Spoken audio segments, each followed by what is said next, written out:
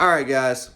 So I'm going to make this into kind of like maybe 2 or 3 separate videos, but we need to start our younger talent. And I think I'm just going to go by each group and maybe a separate video to just talk about some of the younger talent that needs to be played more in the football field. I think I'm going to start with the receiving position because we need this. We definitely need this. I think at this point, after losing to an unranked team in A&M, losing to a quarterback that barely completed 53% of his throws for his career, losing to an A&M school that just lost to Mississippi State at the same place that we lost to, and the fact that we do play Mississippi State on the road and another night game in another hostile environment, I definitely believe that we need to make changes. I think everyone's job should not be safe. I think that this next week of practice, I think whoever lacks the intensity should be benched because we don't got time for this. We've lost focus. We've lacked intensity. And it's time to make changes. I think it's time to make changes. We have a bunch of 4- and 5-star talent that's waiting to play football. Let's start giving our younger guys more of an opportunity. Listen, if our younger guys have the better week of practice, if these guys put in the work compared to what our starters are doing right now, then let's stop with this loyalty bullshit and let's actually give some of our younger guys an opportunity to prove that they deserve to be on the field. So I want to start off with the receiving group because I have not been the biggest fan of this receiving group since week 1. I've not been afraid to kind of tell you guys my opinions on our receiving group. I like John Metchie. I like Slade Bolden. I think they're great guys. They're great kids. They're phenomenal academic students. Great role models off the field. But they're not cutting it right now. And that's just the truth, guys. They're not cutting it. John Metchie has been a disappointment this year. I said it before. I said he was not going to be our number 1 receiver. If anything, it was probably going to be maybe Hall, maybe Jameson Williams, but it's not going to be Metchie. Metchie is a number 2 receiver, but everyone kept saying he was going to be the future receiver. Now look, now we're all kind of questioning if John Metchie should even be on the damn field. John Metchie has always had a drop problem, even leading back to last year. He's a hardworking player. He's not the most talented guy in the world, but he's a very, very hardworking player. But he does not have the route running ability of Devontae Smith. He doesn't have the speed. He doesn't have the speed of a Henry Ruggs. He doesn't have the quickness of a Jalen Waddle, and he doesn't have the hands. He doesn't have the hands of a Devontae Smith, right? And I can say the same thing about Slade Bolden. Slade Bolden, who's primarily our slot receiver, doesn't have the route running ability of a Hunter Renfrow. He doesn't have the hands of a Devontae Smith. He lacks quickness. He lacks speed. He lacks speed. So really, what do these guys bring to the table?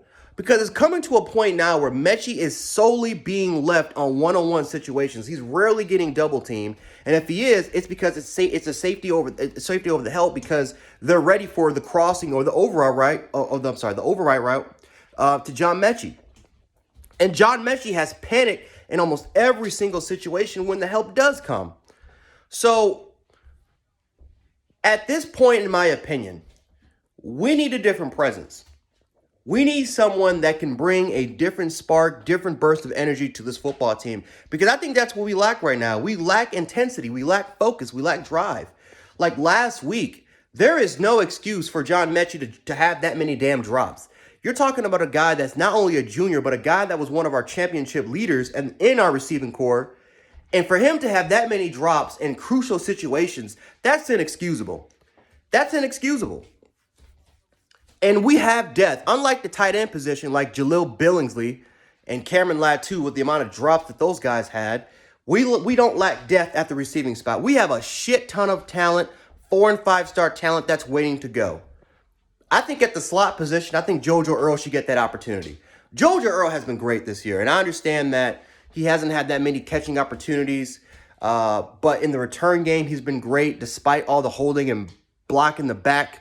He's been phenomenal in the returning game. In the receiving game, whenever he's had an opportunity, he's always showcased. He's always showed out. And he brings a different element to this Alabama offense when he is on the football field. Because he's quick off the release. He's fast. Maybe not as fast as Waddle like everyone's claiming, but he's very fast. You can tell he's a lot faster than Slade Bolden. I think he has nice hands. Maybe not the best hands, but he has very, very nice hands. But the fact that he brings quickness, he brings after the catch ability, he brings speed to the receiving position is really all I need to know. It's really all I need to see, because that's what we're lacking from Slade Bolden. His route running ability is good, is all right, not the best. His speed is not the best. So what does Slade Bolden bring to the table besides maybe leadership? Like, it's just, besides maybe leadership, what does he bring? And again, is Slade Bolden making us better? Is he making us that much better in the receiving game compared to when Jojo Earle's on the field? No. Now on the outside, it's the same thing. I think if you're Halibin Wiggins or Nick Saban, you really have to ask yourself, is John Metchie making us that much better in the receiving game? Or can I put in a big-time target like I.G. Hall, or maybe a Trayshawn Holden, or a Javon Baker, or a Christian Leary, or Christian Leary is more of a slot receiver too, but still, could I put in more of those guys, and can they bring the same amount of impact? Like, what do those players do better than what we're seeing from right now from John Metchie? And I think you really have to look at it. I think if you look at I.G. Hall, what does he do better than John Metchie? Well, first of all, he's bigger, he's stronger, he's faster, he's quicker off the line, and he has a huge catch radius. He's a guy that you can throw up the 50-50 jump balls. You can't say the same shit about John Metchie. You just can't. Because whenever we do throw those 50-50 balls to John Metchie, those contested type of catches, he drops it every time. He drops it damn near most of the time. So I think that from what we've seen from spring, from what we heard from summer camp, that he had a tremendous summer camp and that he did very good against our number one corners, why not give this young man an opportunity? Because for some reason, he's not our fourth option. He's not our fifth option. He's our sixth option down the depth chart. But at this point, if he is doing really well in practice, if he's bringing the intensity, if he's bringing the drive and the focus, give that kid an opportunity. Because we all know from an upside perspective, he's better than John Metchie already. Give that young man an opportunity. Give this young man the opportunity that I think he deserves. If he show out and he continues to improve like we've been hearing he has been doing all damn year long. John Metchie has not made this team better this year in the receiving game. He's not made Bryce Young better. He's not made this team better. And you really have to ask yourself, you're Dick Saban, do I have other players that brings a different element to this team? If you want to go with speed, you can bring in Christian Leary. If you want to go with better route running ability, you can bring in Trayshawn, or you can bring in Javon Baker. But if you want to go with receiving ability and catch radius, if you want to go with strength and size, go with I.G. Hall. Simple as that. Simple as that. The only reliable target that we've had so far, guys, is Jameson Williams. He's the only reliable target. And what does he bring to the table? Size, speed, athletic ability.